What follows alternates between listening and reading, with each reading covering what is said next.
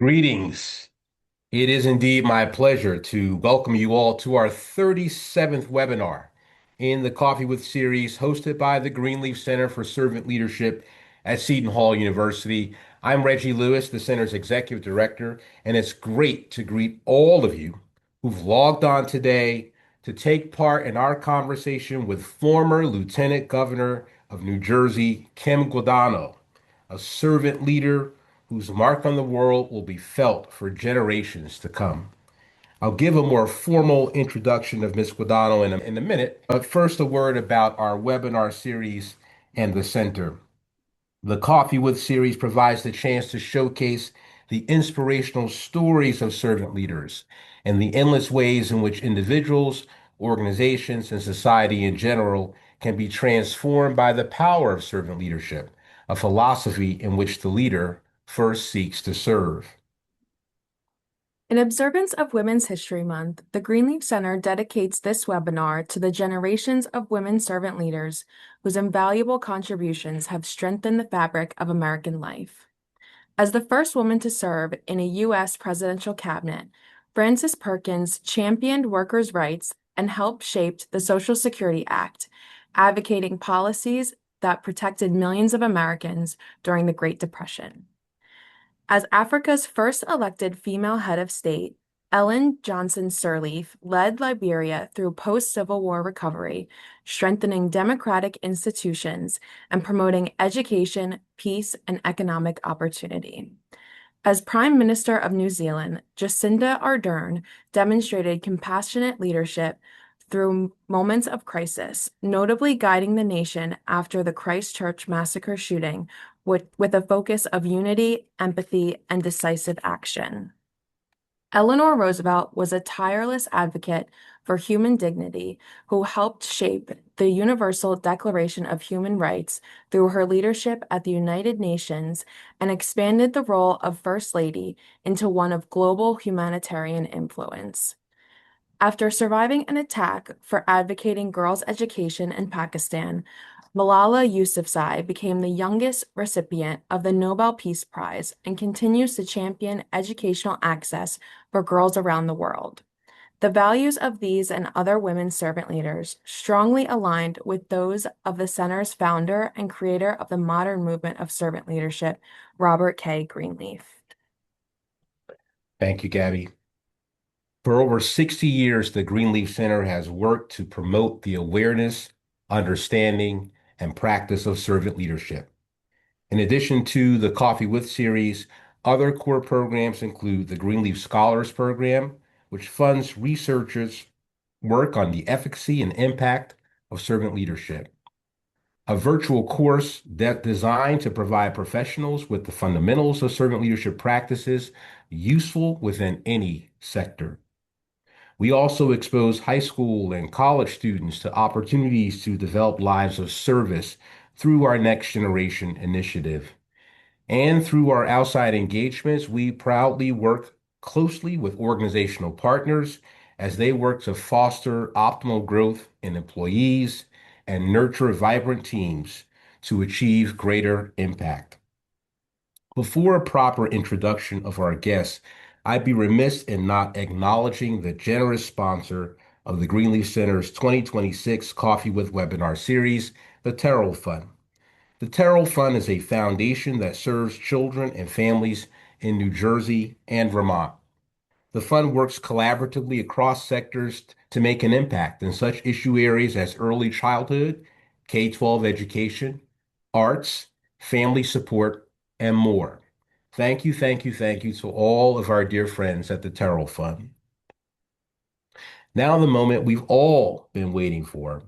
It's truly an honor to welcome today's guest, Kim Guadagno, a distinguished public servant and nonprofit leader who has spent her career dedicated to strengthening communities across the state of New Jersey.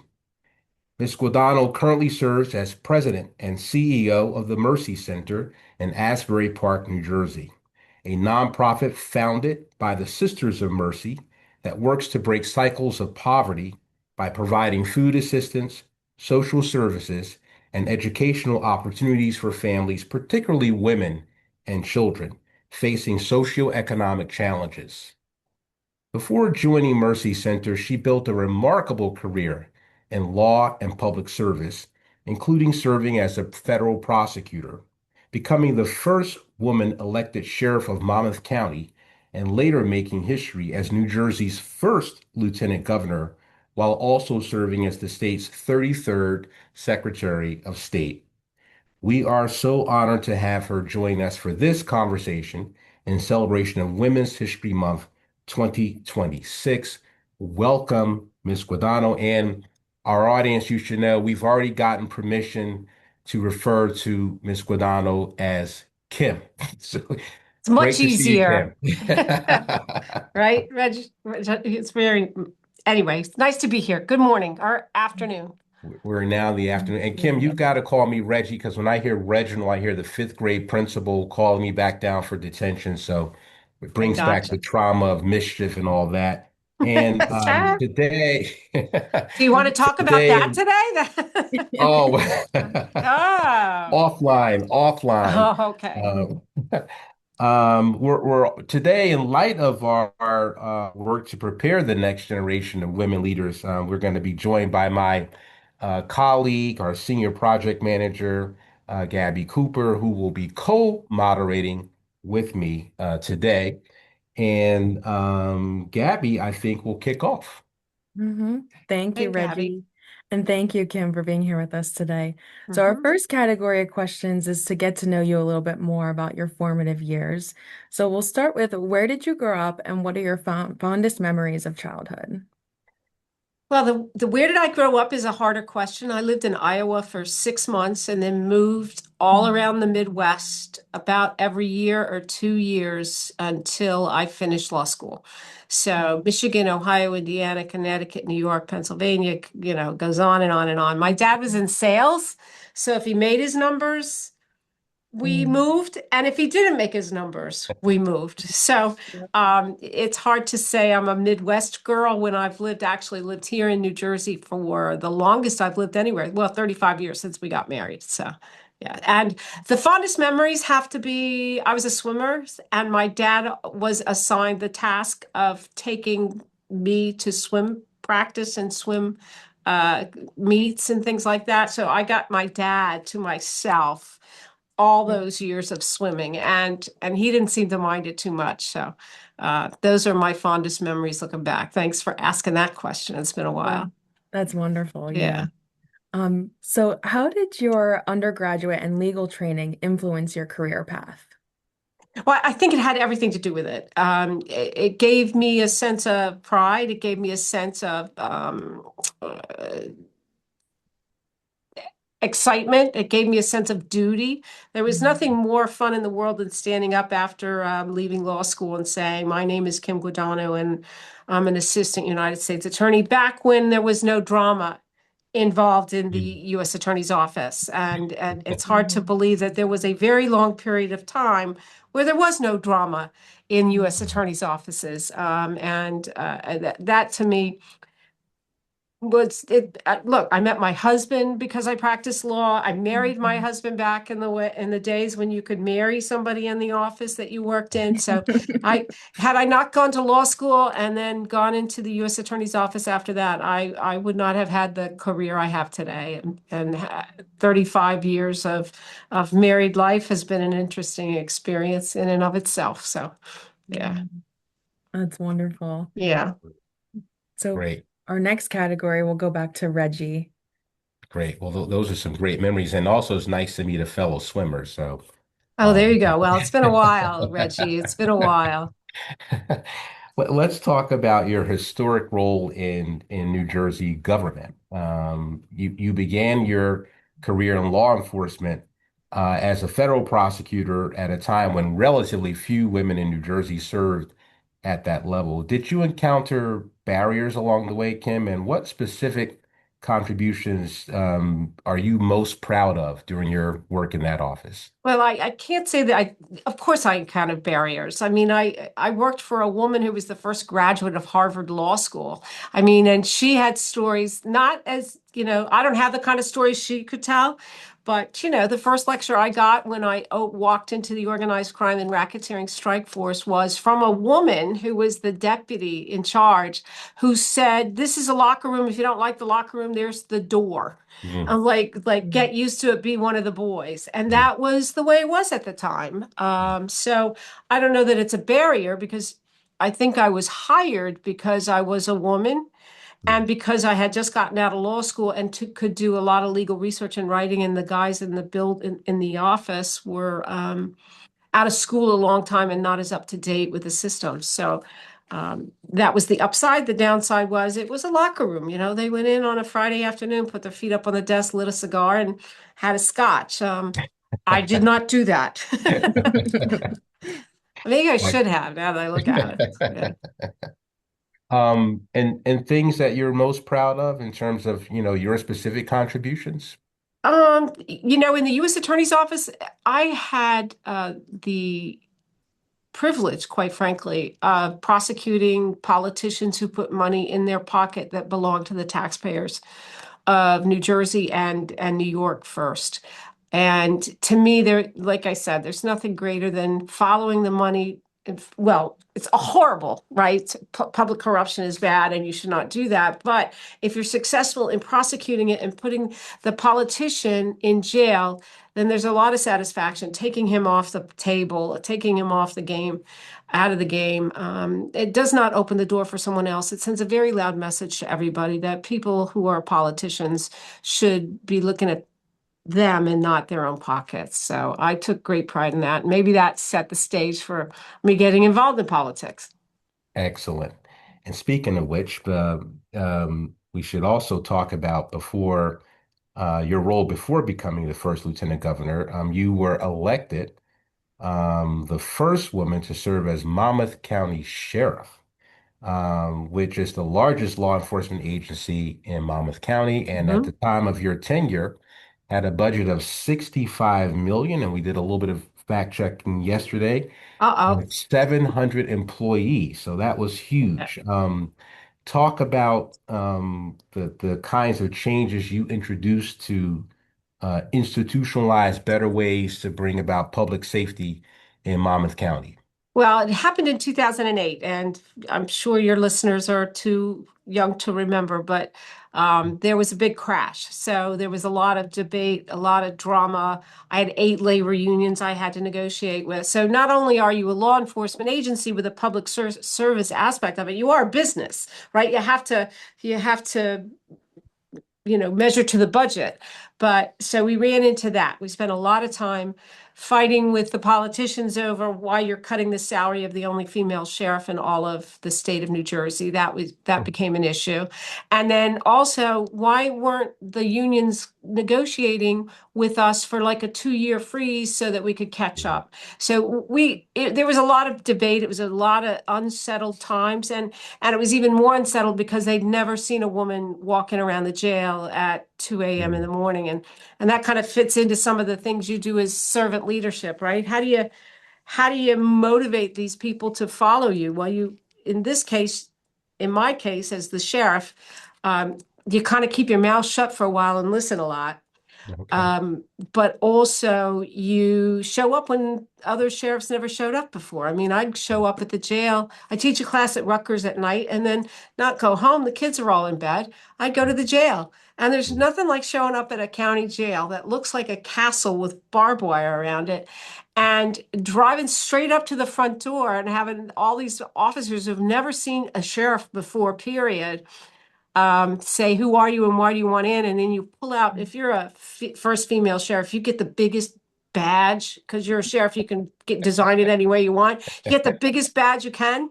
So you pull it out of your pocket and you put it on the door and you say, I'm the sheriff, let me in.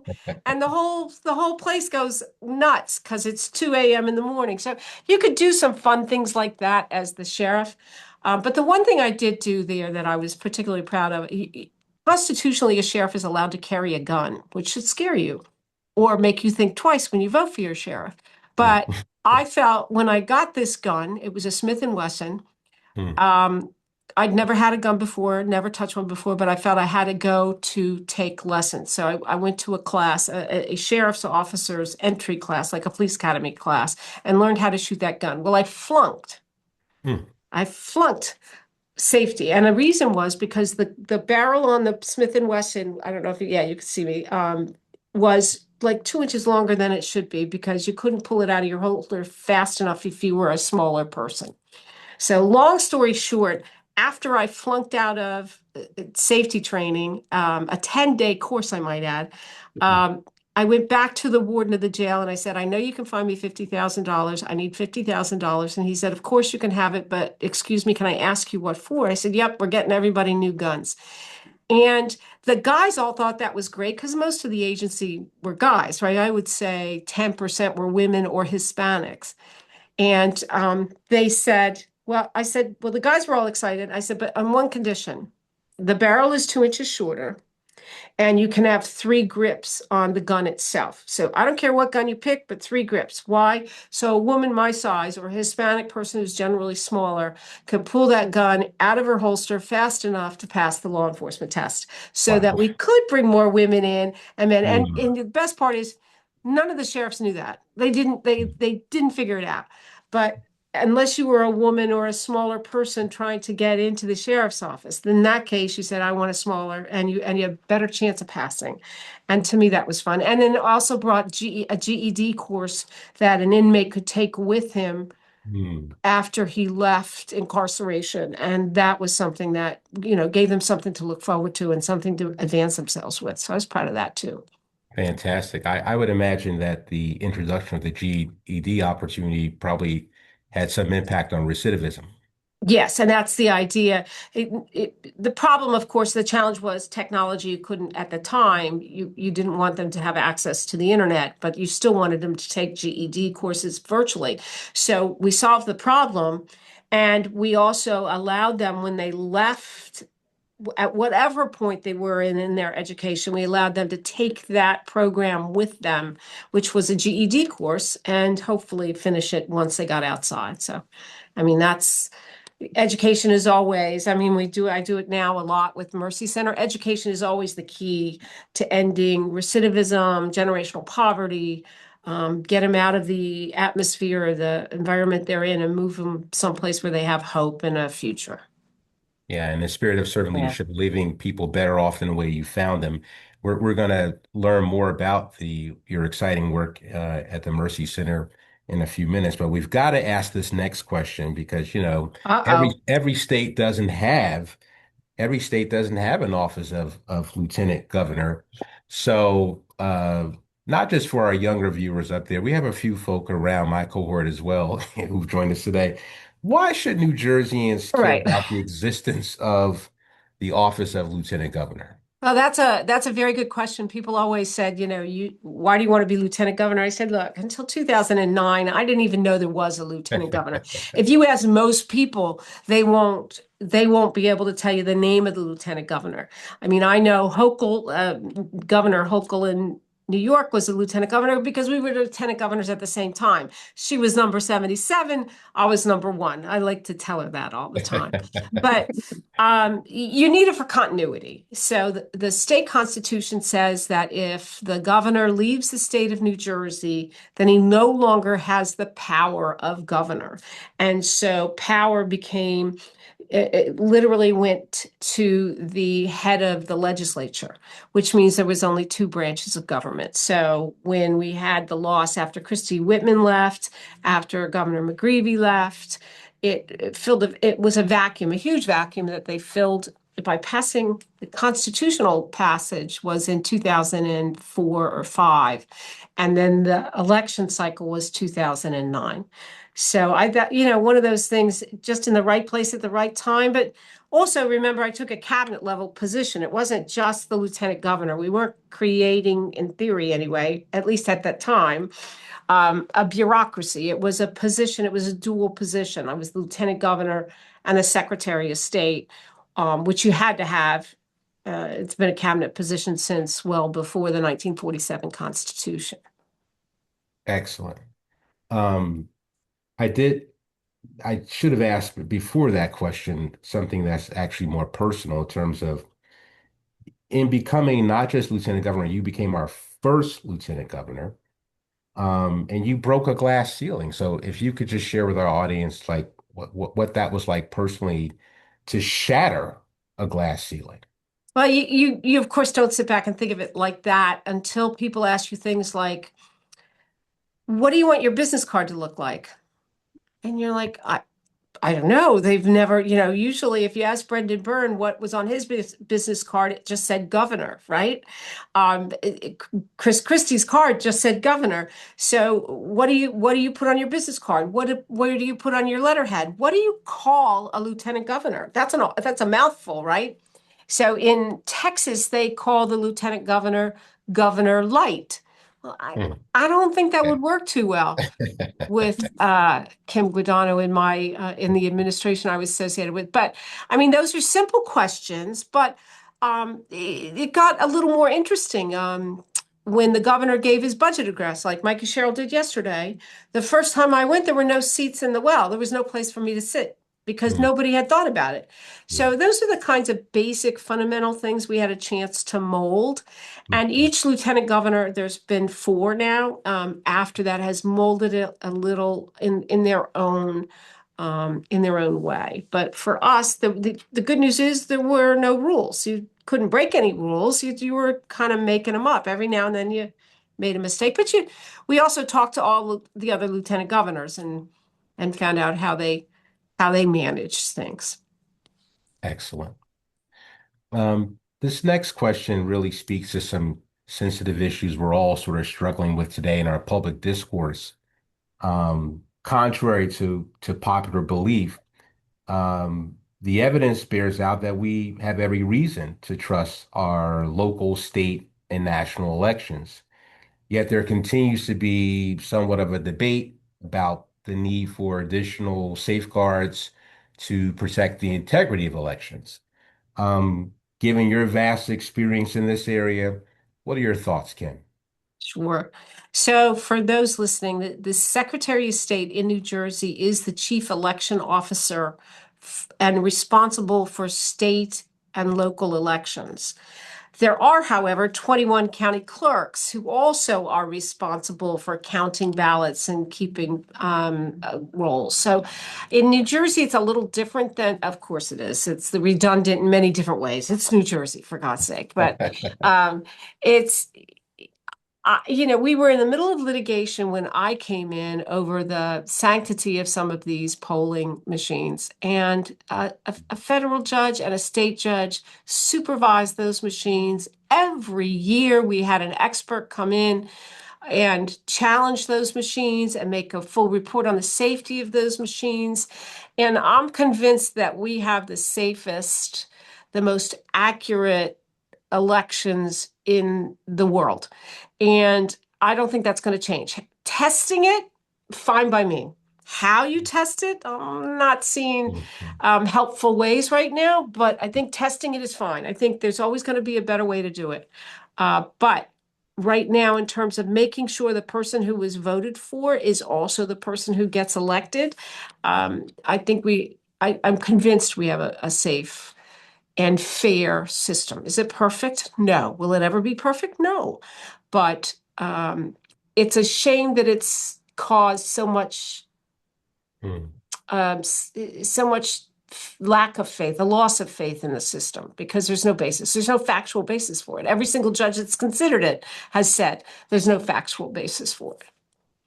And that's why it's important to have discussions like the one we're having today with credible guests like yourself saying it is safe, and we should have some reassurances that there's really nothing to really worry about. Can we make it better? You can always make it better, but we have a solid system. Yeah. So thank you for sharing that insight. My last question for this category has to do with how you, and you've hit on some of this already, how you've modeled and demonstrated some of these practices of servant leadership. When you look back across your career, what are some examples of how you've used servant leadership characteristics to make a difference especially when handling moments of crisis. So if you had to pick the two biggest moments of crisis, the first one would be Sandy, of course, Right. and the second one would be COVID. Mm, I was LG during Sandy, mm, and I was fortunate enough to be at the table when every single important decision was made. And I am absolutely convinced that, I mean, nobody had fought this fight before. Nobody had seen something of this scope before. It had not been done before. But I've never seen a group of people work around the clock as hard as the people I had the privilege of serving with. And I mean, on politicians, on local, state, federal levels. I mean, I had the phone number for the President of the United States, Barack Obama, with a promise that if I called it, he would call back in 15 minutes. Now, I never had to use it.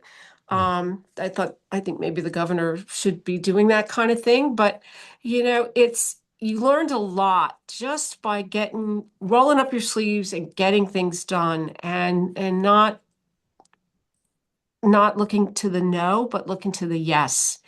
mm, And that required incredible amount of communication on every level that had never been seen. And I don't think we've seen it since. I mean, mm, who could have the cell phone of the President of the United States? I mm, had the cell phone of the Postmaster General because I was trying to run a presidential election 7 days after Sandy hit, and mm, and and was told if you have a problem with where the ballots are, call this number. And I mm, called the number and I said, geez, what do you even call the Postmaster General as it's ringing? you know? So, I mean, nobody cared. I needed an mm, answer about a rumor that there were thousands of ballots uncounted in the bottom of mm. a Hoboken county Wow. clerk's office. Mm, And I needed somebody to tell me they had moved the ballots out like they were asked to do okay. in advance, and they had. Mhm. So, but I couldn't do it myself, but Postmaster General did it in about Okay. 20 minutes. Okay. Yeah, Mhm. so it's communication. That's in servant leadership. That one is partnership, communication, understanding that the mission was more important than whatever else was going on. So that was Sandy. COVID was just, I was running a food bank that served Monmouth and Ocean County at a time when every grocery store had closed, just about every pantry had closed, every method of serving food to hungry people had closed, and everybody had lost their jobs. Mm, So, and even if not, they were all too afraid to go out anyway. yeah. And we had, again, the privilege of trying to figure out how to get things done. Mm, And the answer was always, how do I get food to the people that need it the most? And and mhm, and, and we got there. People that would never have talked to me before for mm, political reasons. I had a phone call from a Democrat in one of the local municipalities. He said, look, I'm using my election fund to feed the people of my community. And I said, don't let mm, me do it. I promise you, I won't call a press conference. I promise you, you'll never, and even now, I'm not telling you who I spoke to. mm, I said, but if you promise to tell me how many boxes of crisis food you need and come and pick it up and deliver it to the people that need it, then you can have all you want. And we did that for 6, 7 months while wow. while they figured it. Yeah. And that was not the first phone call. It was an amazing feat of swallowing one's pride. Yeah. I mean, because, it was hard. Everybody knew by that. I had just run for governor, and, they all thought I was a partisan. But there's, again, something higher and more important than Mhm. politics is feeding, doing what you were hired to do or swore to do. So, Excellent. Of course, I could chat with you all day about that. And I think there's probably like a possible memoir on the Sandys stories as well. So maybe yeah, there's something in the something work. there. I keep my mouth shut. It's better. It's better. You know what? I'm very thankful to be the first lieutenant governor of the state of New Jersey. And had I not been invited by Governor Christie, I never would have been. So you'll never see that kind of memoir coming out of me. But oh, the stories we could tell. Yeah. Gabby will now pick it up on some questions about the significance of Women's History Month. Ah. Right. So our first question in this celebratory category for Women's History Month is that Women's History Month is an opportunity to celebrate pioneers who also while also examining the work that remains. So when you reflect on the women who influenced your journey, who stands out to you and what did you learn from them? Well, everybody always says their mom. Hmm. And the fun part is that it has the added benefit in my case of being true. She was always a fighter. She was always a debater. She was not a career.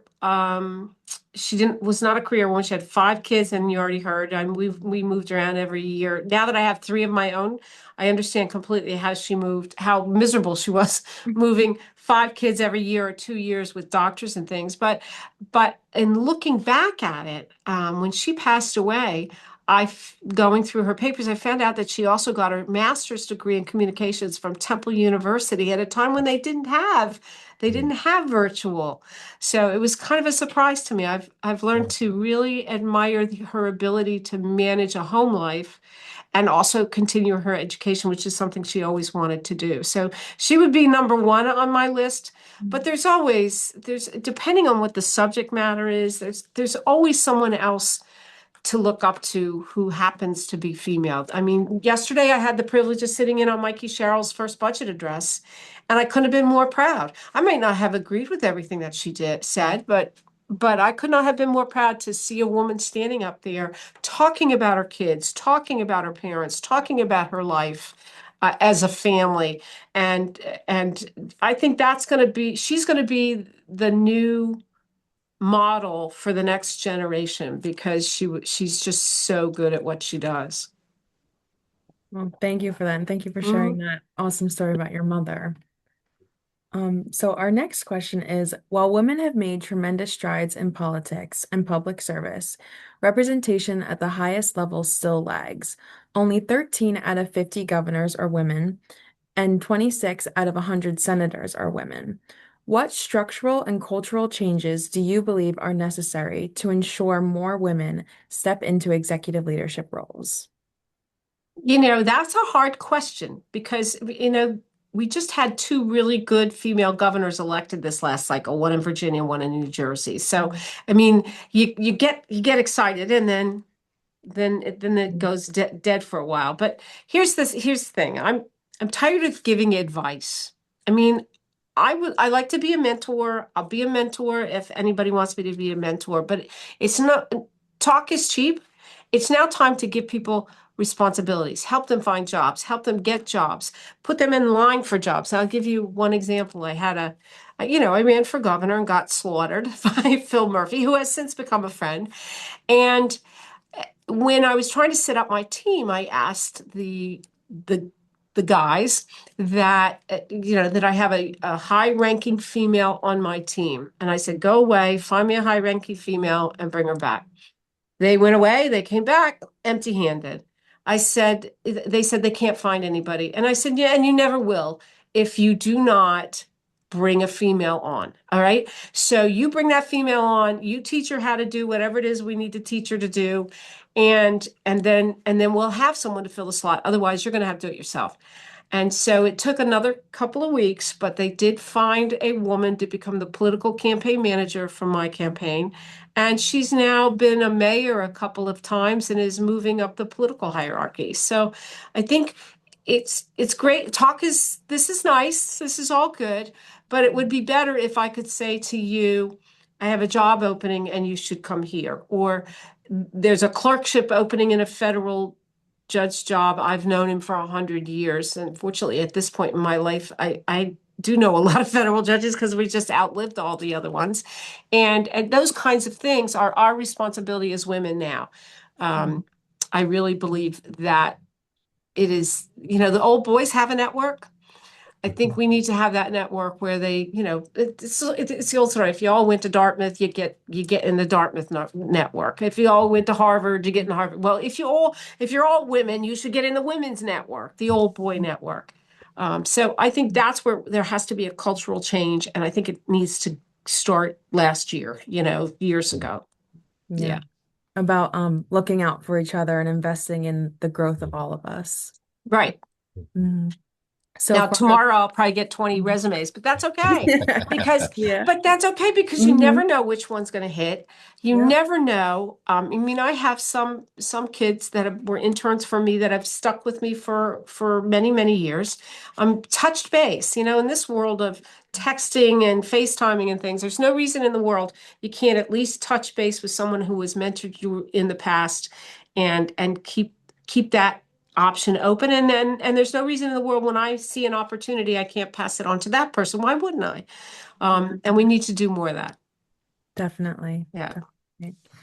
So, our last question in this category, we want to talk about the Mercy Center that you are currently running. So, for those in the audience that aren't familiar with the Mercy Center, your organization offers three main services, one of which is an all-girls school, grades 4 through 8.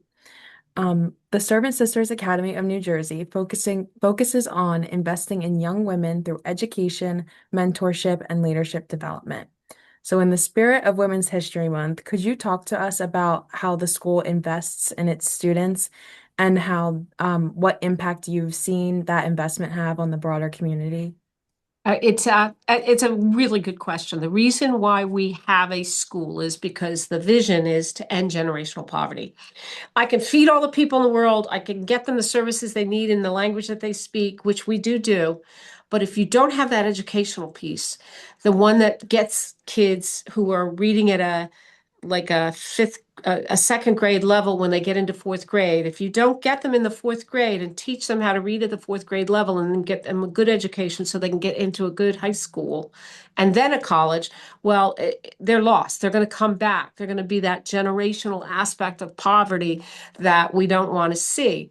And so the school itself is fourth to eighth grade. It's faith-based, principle-based. It was started by the Sisters of Mercy, but right now, of the 60 students, they're all Haitian Creole. I would say most of them, maybe one or two, are still Hispanic. And the Haitian Creole are first generation. Nobody else in their families have gone to college, let alone a woman in their family going to college. So we're setting them up for success. We're exposing them to fabulous educational opportunities they would not get in the public school here. It's hard to believe, but the Asbury Park public school system objectively is the worst school system in the state for math and science scores and the most expensive for taxpayers. So if you go to the public, so I say that again, if you go to the public school in Asbury Park, you are getting a math and science education that is worse than Newark, than Patterson, than Camden, then name any other district in the state of New Jersey. We have the dubious distinction of being Yeah. dead last. So we take these girls out of that system, put them in a smaller classroom with wraparound services, not just reading and writing, but if a child puts her head down on the table, she doesn't get yelled at by the teacher. She gets talked to by a licensed social worker who says, "What's going on at home that makes you put your head down on the table?"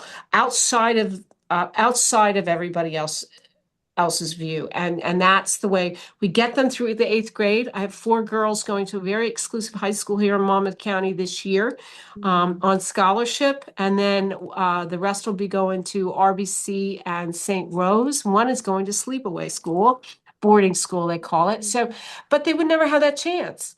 And education is the liberator for them. So my best example this year is I have a woman, first generation. Her name's Dayra. She went from the exclusive high school to Harvard. Oh, sorry, Yale. Sorry for all of you Harvard Yaleys in there, but to Yale. She'll be graduating from Yale this summer, and then she'll be going to Notre Dame on scholarship for 2 years so she can get her master's in education, so she can come back to the community that raised her and teach those children what she's now learned. So it's a great cycle. Yeah. That's wonderful. Yeah. Yeah. So needed in your community too. Yeah. Absolutely. Wonderful work. Yeah. And the public school people hate me when I say that. And I said, I'm just reading the Department of Education lines. These are not my lines. I didn't set that Yeah. up. Yeah. Yeah. Pulling data from the DOE website. Amazing work with those young ladies. And they're obviously so fortunate, all 60 of them to be in that space. Um, we have one last question for the structured interview section before opening up for Q&A, and that's about how we relate to each other as fellow citizens, during these challenging times. The issue of civic engagement or the lack thereof, and it's clearly a period of intense polarization, divisiveness, as you know, largely along partisan and ideological lines. Kim, what's the way forward, and is there anything that gives you hope in this regard? Hope. Well, time gives me hope. Hmm. The pendulum has to swing back because Let's it hope. can't go any further that way. But it's not the party. I was a Republican. I'm now an independent, and the party that I used to be with is not the party I grew up in. So I want to start with that. But I also want to go back to my educational background. Look, I was a prosecutor for 15, 20 years. You fought in the courtroom and you fought like cats and dogs, fairly by and through a bunch of ethical rules, but you fought like cats and dogs. And then you left the courtroom and you went out and had a cup of coffee or a beer with your opposing counsel. That was how you were taught to behave. That was how everybody did behave. That was the example you got. So the problem is people don't have a cup of coffee anymore. They don't sit down and say, I respect your decision, your opinion, but I just disagree with it. They can't have that conversation much anymore. And I think a lot of it has to do with the people aren't spending any time together.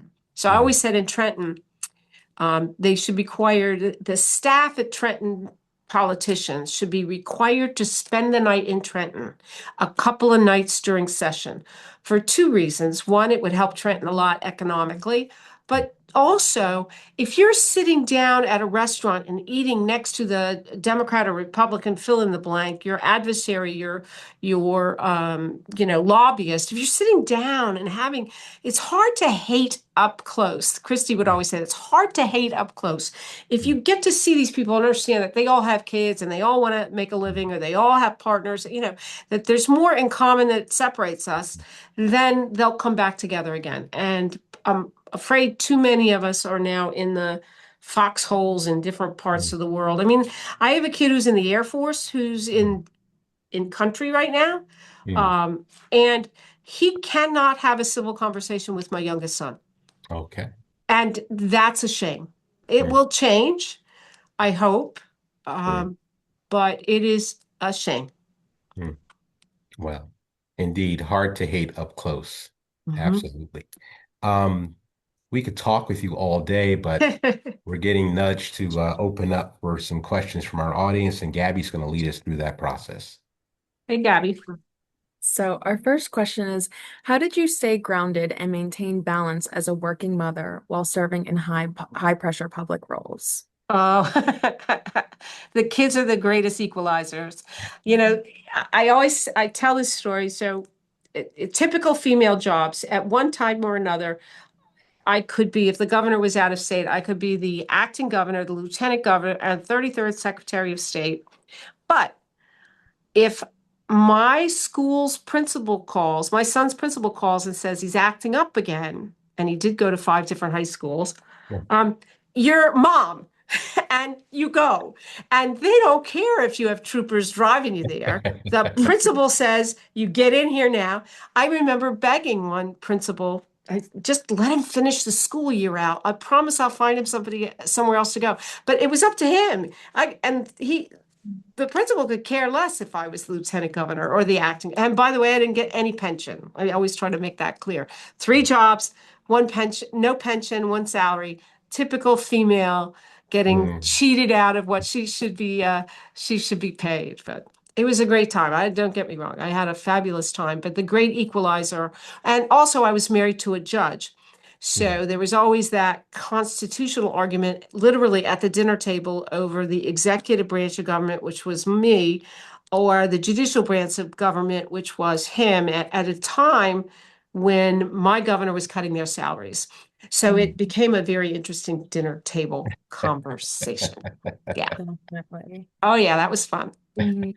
So what did you do to unwind in those moments? Were there moments of peace that you could find by yourself, or was it your family time?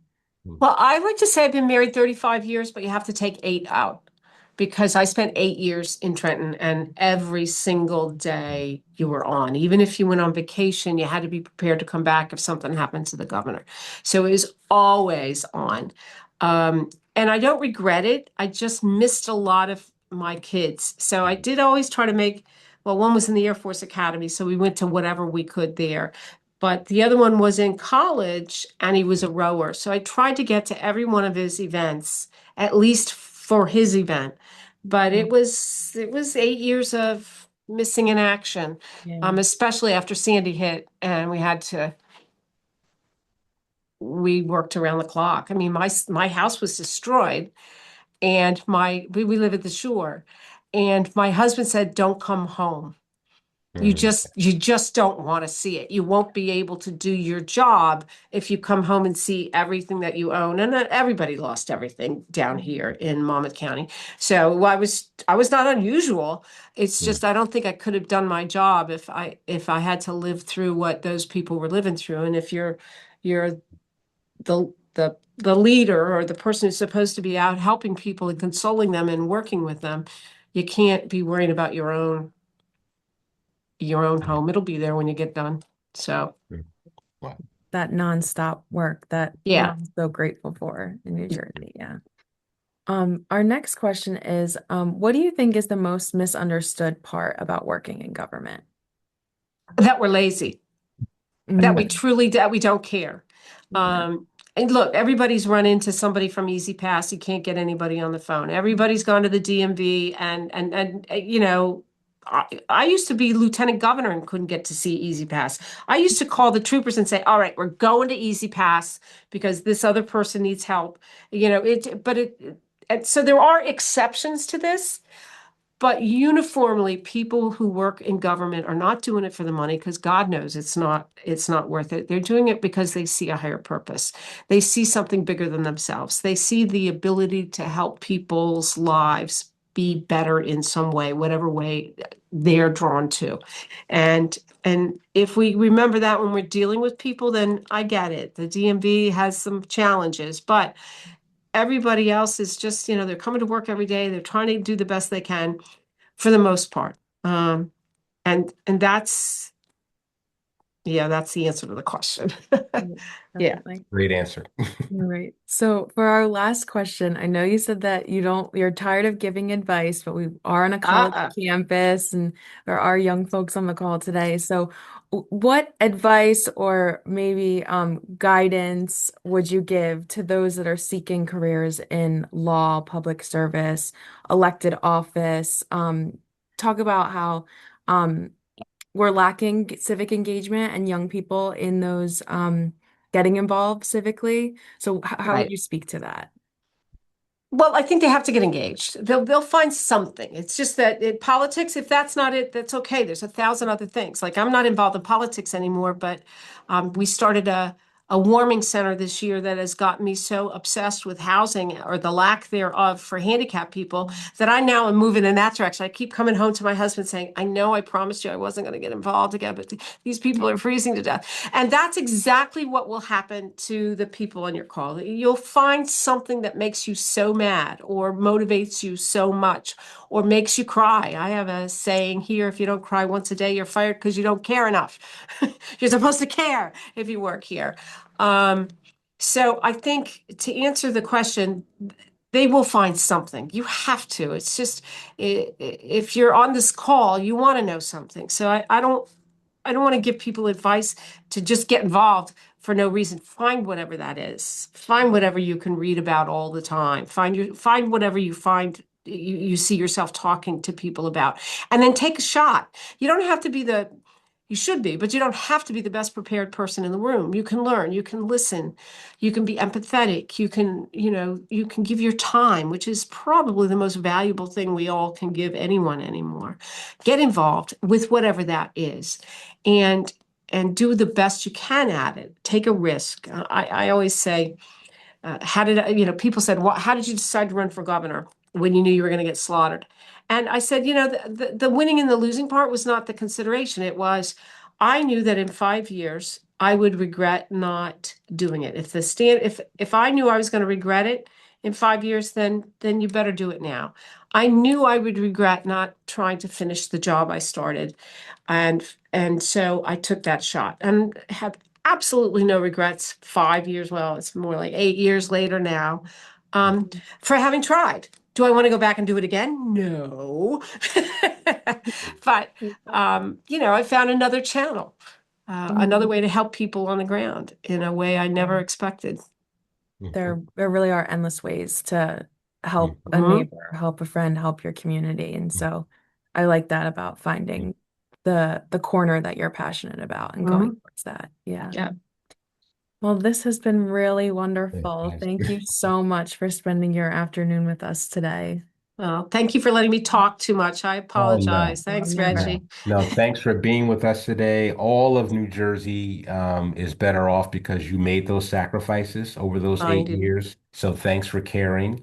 And please, you got to come back. Oh, well, anytime. And anybody in Asbury Park, I'm always happy to show you the Stone Pony and the Mercy Center. All right. All right. Mm, All right. We Gabby do has Thank some have you. announcements. some Thanks, brief Kim. announcements before everyone logs off today. So, applications for the 2026 Greenleaf Scholars Program are now open. This program funds researchers whose work promotes the efficacy and impact of servant leadership. To learn more about the program and eligibility, please visit greenleaf.org, where all information is linked on our homepage. April and May registrations for Foundations of Servant Leadership is open. If you're interested in taking this course on the principles and practices of servant leadership, you can go to greenleaf.org, where registration is linked to the homepage. We're excited to announce that the center is now accepting nominations for the 2026 Annual Servant Leader Hall of Fame. This accolade recognizes individuals and organizations who have demonstrated a long-standing commitment to the principles and practices of servant leadership. To submit a nomination, please visit greenleaf.org for nomination criteria and instructions. And lastly, we were excited to invite everybody to our next webinar on March 17th, featuring Alberto Paluzzo, COO of PPC Services. We hope to see you there. If you would like to stay connected with the Greenleaf Center, you can follow us on these 3 platforms, where we'll post all of our upcoming webinars, course information, and every update that you could need about the center. And our last thing, thank you all for everyone who logged on today. If you could please take a few minutes to complete the Zoom survey that will pop up after this call is over, we would really appreciate it. So thank you all so much, and have a great rest of your afternoon.